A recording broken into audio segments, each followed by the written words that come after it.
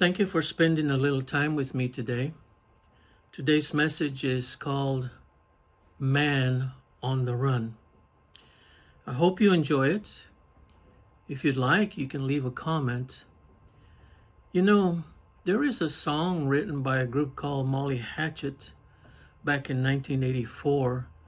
It is called Man on the Run. I just thought I'd let you know. Don't look at the lyrics to the song. They don't fit today's message. Has anyone recently or in the past found yourself running away from something? Running away from doing your chores? Running away from paying your bills because you ain't got nothing to pay them with? Running away, or rather just coming up with excuses for not doing what needs to be done.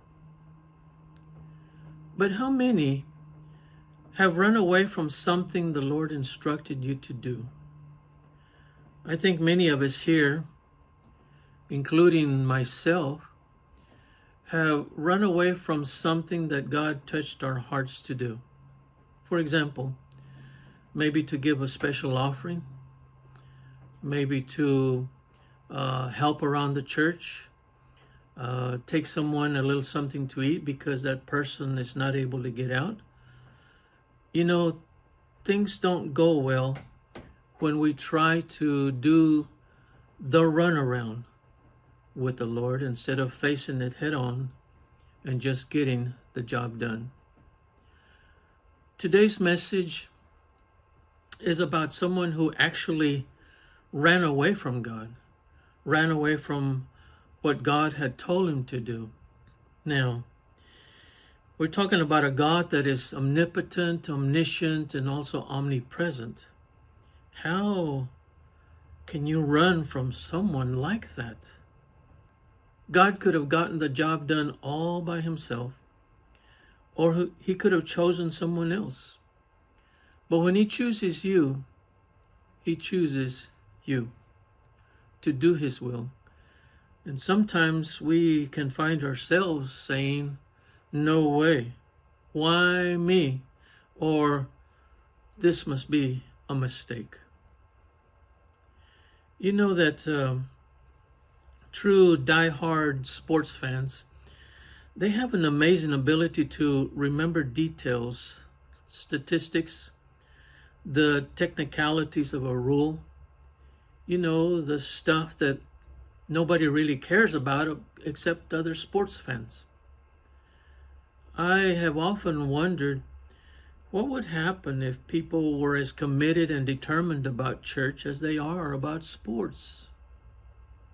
Sports including activities like fishing, gardening, bicycle riding, exercising, or even the Olympic event called eating. Whoa, I stepped on a few toes with that one, including mine. But many are the excuses we have for not wanting to go to church. But let's turn the coin around. When was the last time you heard from a sports fan, these excuses for not wanting to go to a sports event? For example, I don't want to go to that sports event because, like a church, every time I go, they ask for more money. But it's okay to pay $50 to $100 a ticket to one game. And how much fun is it to pay $10 for a small Coke, $15 for a slice of pizza, $13 for some nachos, and $10 for a small bag of peanuts? I don't want to go to the game because, like at church, the people I sat next to at the game, they didn't seem very friendly. I'm not going back. I don't want to go to that sports event because the seats were too hard and uncomfortable. Or maybe we just had to sit outside and in the sun? What's with that? And the coach, like the pastor, the coach never came out to say hi to me, and it hurt my feelings. I don't want to go to the game because the last time I was sitting next to some hypocrites. They came to the game only to see what others were wearing. Jonah chapter 1 verses 1, 2, and 3 read like this. The word of the Lord came to Jonah, son of Amittai. Go to the city, the great city of Nineveh, and preach against it, because its wickedness has come up before me. But Jonah ran away from the Lord and headed for Tarshish. He went down to Joppa, where he found a ship bound for that port. After paying the fare, he went aboard and sailed for Tarshish to flee from the Lord. Wow. The first point in today's story is that Jonah runs away from God. From God. Have you ever run away from something? And have you ever wished you could have had a second chance to fix that something because you ran away from it, or maybe you just turned your back on it? Have you ever done something that you deeply regretted the moment you did it? Because I do not think that Jonah regretted running from God. Now, we all make mistakes. We have all done things that we know were wrong. But I have good news for you. God is the giver of second chances. He's good about that. And it could be said that God is the giver of third, fourth, and even fifth chances, and so on. But I choose to understand it this way. God only gives second chances, because when we ask for forgiveness, God forgives, and God also chooses to forget our failure, our sin. Therefore, when we ask for a second chance, He gladly gives it to us, even if it is the third, fourth, or fifth chance. You know, we are the ones who choose to keep count. Jonah was a man who was given a second chance. He was given a job to do from God, and he refused to do it. He was told to go and preach to some people known as the Ninevites, and he said, "No way." Then he got on a boat that was going in the opposite direction. But Jonah found out quickly that it is impossible to run away from God. A great storm came, and as the storm tossed the boat around, he told the terrified crew that if they threw him overboard, the storm would stop. You know that the crew refused, but eventually, over the side, Jonah went. The Bible says that a great fish swallowed Jonah. In the original language, the word here used is dog, not the dog that we know, but dog, the Hebrew language, the Hebrew word. This word means fish. It means a whale or even a large sea creature. I asked Senior Google if there was a fish large enough to swallow a man whole. And you know what Senior Google said? He said yes. He said it was a sperm whale. Sperm whales eat giant squids, sharks, octopus, stingrays, and other large fish. But whatever kind of fish it was, it did not chew Jonah to pieces. It swallowed Jonah whole. I think the key description of this great fish is where God says that God prepared or set apart a great fish. Is this the first time God uses an animal to get a message across to a man or a woman? No. In fact, this is a question I have for God whenever I get there, whenever I get to heaven. And the question is, with Adam and Eve being the only two people on the planet, and that they were the only ones that could speak a language, how in the world did Eve think that it was okay to have a conversation with a serpent? And also, if you remember the time where Balaam, the prophet in the book of Numbers, he was beating his donkey at that particular time. The story says that the donkey refused to go where Balaam wanted it to go, even after the beatings and during the beatings. The donkey then speaks to Balaam, "What have I done to you to make you beat me like these 3 times?" And Balaam answered in anger. Oh, wait a minute here. Wait a minute. The donkey and Balaam are now having a conversation? How weird is that? Balaam says, "Because you have made a fool of me. I wish I had a sword in my hand, for then I would kill you."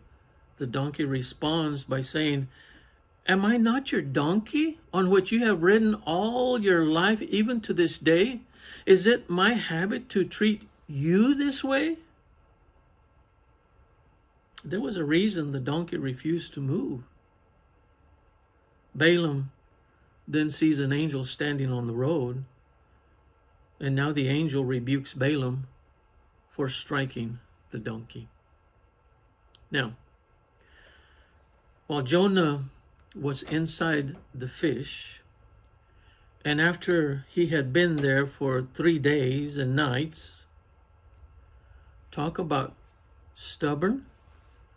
Jonah finally prayed to God. I can imagine him wrapped in seaweed, other fish, and the smell, oh my gosh. And how could he breathe? I don't know. But Jonah finally cried out to God for help. Jonah now runs to God. Not from God, but to God. After Jonah prayed, God directed the fish to the shore of Nineveh, where it opened its mouth and it vomited Jonah. Can you imagine sitting on the beach in Nineveh, catching some rays in your bikini and Speedos, and suddenly you see something just off the beach. You say to your friend, "Wow, what is that? Is it a boat coming in?" "No, whoa, that looks like a fish." And it's opening its mouth, and out pops Jonah. Oh my gosh, that is sick. Out pops Jonah along with a few other undigested things. Many years ago, when I was the director of Sunday school, I was also in charge of VBS, Vacation Bible School. I asked the youth group to come up with a short skit about Jonah, because that year Jonah was the theme for the VBS curriculum. I have never seen anything so creative. The youth made the shape of a boat using a large cardboard, and the actors made it look like they were inside the boat, rowing the boat. At the head of the boat was the captain. He had on a pirate's hat, an eye patch, and a hook on his hand. He was yelling out orders. "Ahead, mateys, or you'll find yourself feeding the fishes if you don't put your back into rowing the boat." Well, to make a long story short, the crew in the cardboard boat eventually threw Jonah into the water, which was the floor. along came another cardboard in the shape of a large fish or a whale, and it swallowed Jonah. The boat goes on, and as the story went, the whale goes to the beach. Then the cardboard whale started shaking violently, and out pops Jonah, covered in ribbons of green seaweed. His hair was all wet, and he had silly string all over him. He had a large plastic squid stuck to his head, Coca-Cola cans everywhere, trash, plastic fish stuck all over Jonah. You should have heard the children screaming.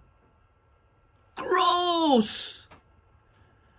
I don't think the kids ever forgot that skit.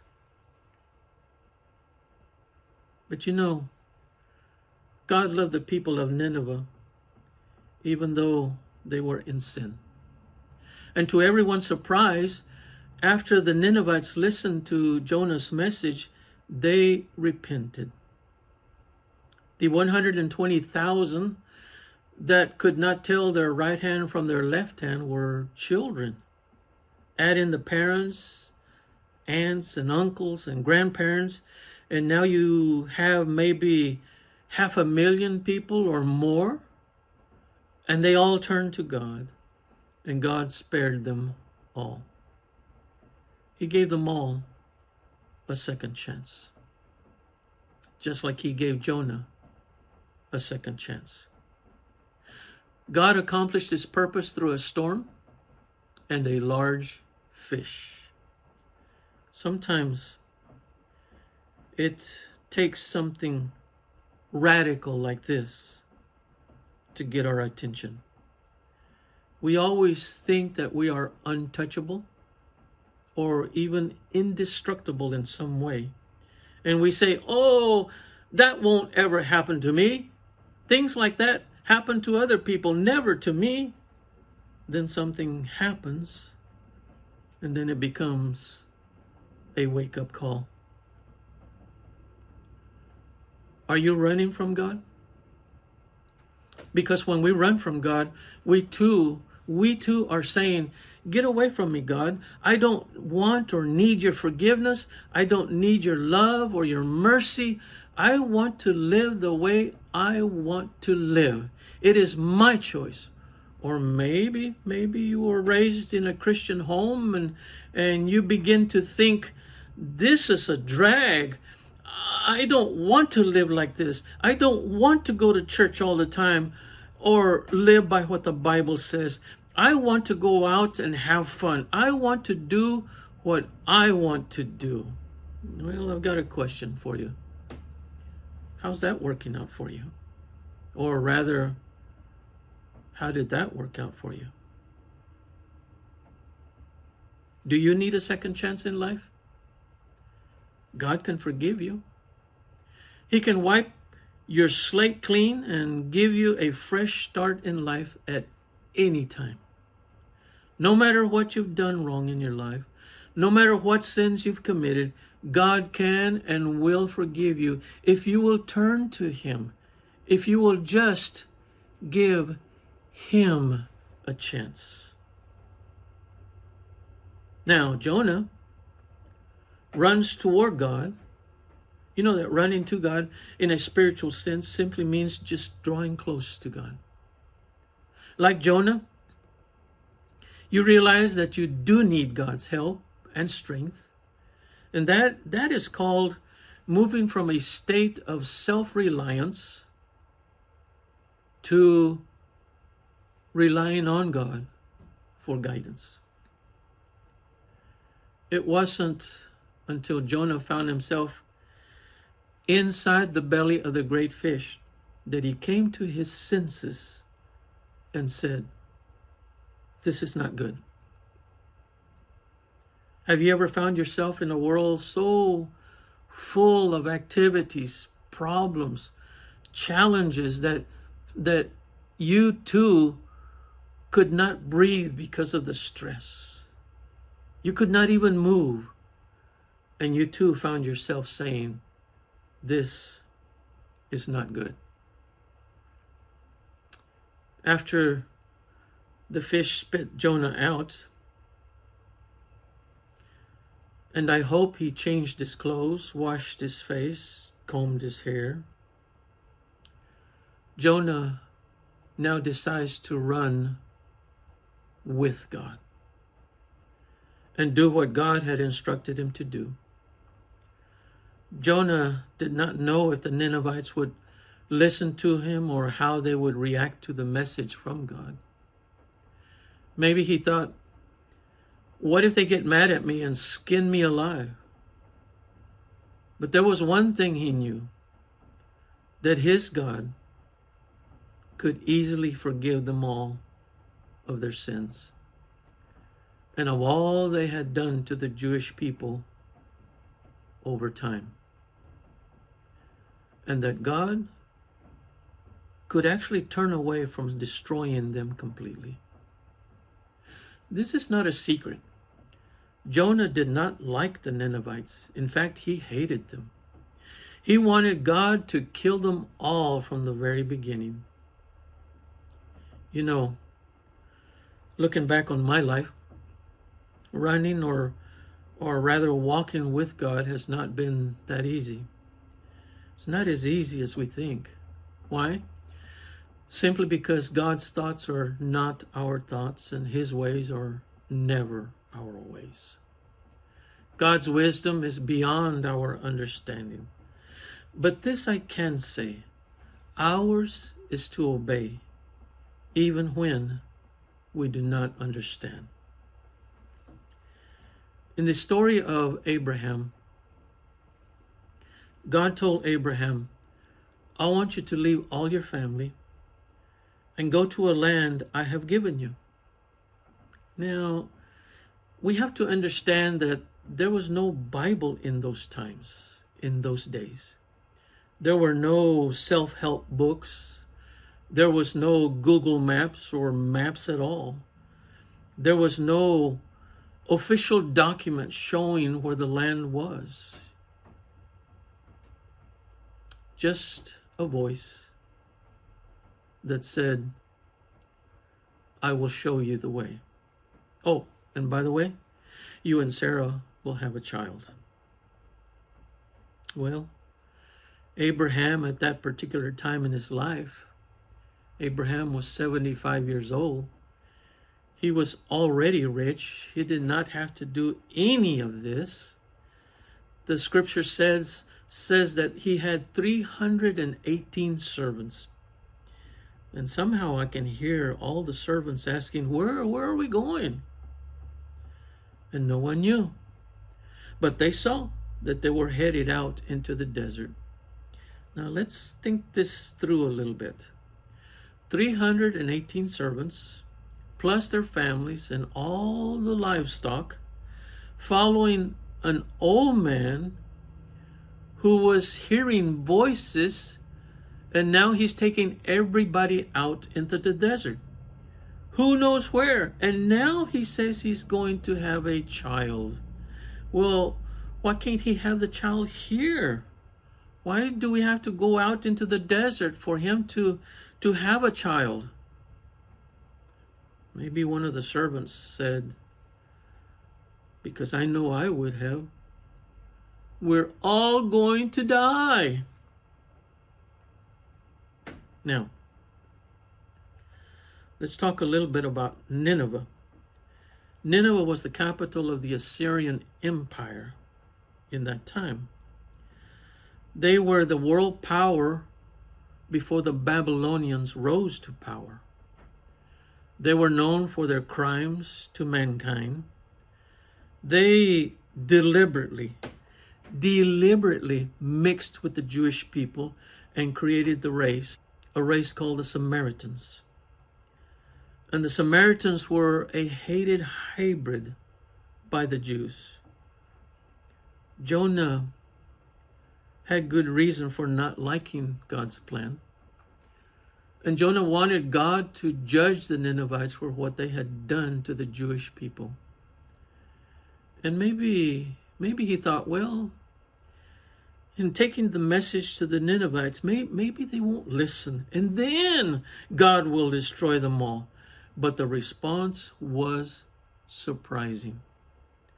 Jonah chapter 3, verses 6, 7, 8, and 9 says, when the news reached the king of Nineveh, he rose from his throne, took off his royal robes, covered himself with sackcloth, and sat down in the dust.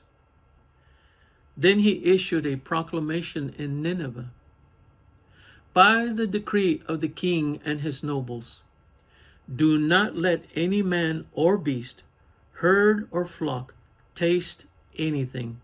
Do not let them eat or drink, but let man and beast be covered with sackcloth. Let everyone call urgently on God. Let them give up their evil ways and their violence. Who knows? God may yet relent and with compassion turn from his fierce anger so that we will not perish. To give a brief summary of the story, Jonah, a prophet of God, was instructed by God to do something specific. Instead, he runs away from God to not do what God had told him to do because he knew better.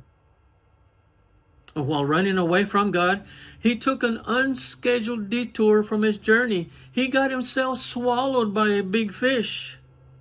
And while he was in the big fish, he came to his senses. And now he runs to God. And through his prayer, he promises God to do what he was told to do. God told him, okay. And God instructed the big fish to vomit him out onto the beach, not out into the sea. God reminded Jonah what he needed to do, and Jonah said, okay. Now Jonah runs with God. Jonah then went and gave the people of Nineveh the message from God, and they responded. And they responded so positive that God chose not to destroy them. And instead of Jonah being happy that he did not get killed or skinned alive or whatever they did to the prophets in those days, he got angry with the boss. Jonah then says to God, I knew it, I knew it, I knew it. He stomped out of the city, sat down, and sulked. He pouted, he got grumpy, he whined, he got himself into a bad mood. He became the first Grinch. He got so moody that he actually offered God some advice. Jonah is now angry at the Lord for showing compassion to the Ninevites. And the question we need to ask ourselves is this: does it matter to you or I who God chooses to show compassion to? As I finish this sermon, there are two scriptures that we can reflect on concerning this. The first one is in Exodus 33:19, where it says, I will make all my goodness pass before you, and will proclaim before you my name, the Lord. And I will be gracious to whom I will be gracious, and I will show mercy on whom I will show mercy. Romans chapter 9, verse 15 says, for he says to Moses, I will have mercy on whom I have mercy, and I will have compassion on whom I have compassion. God is merciful and ready to give someone a new start. That is who he is. And he does it so well. Does anyone listening to me today need to reflect upon your own life? Don't worry about someone else's life. This is about your life. Have you been faithful to His call? Do you need a second chance?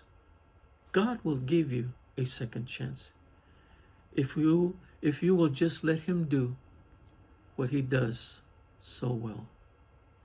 Thank you for spending a little time with you. Blessings to you.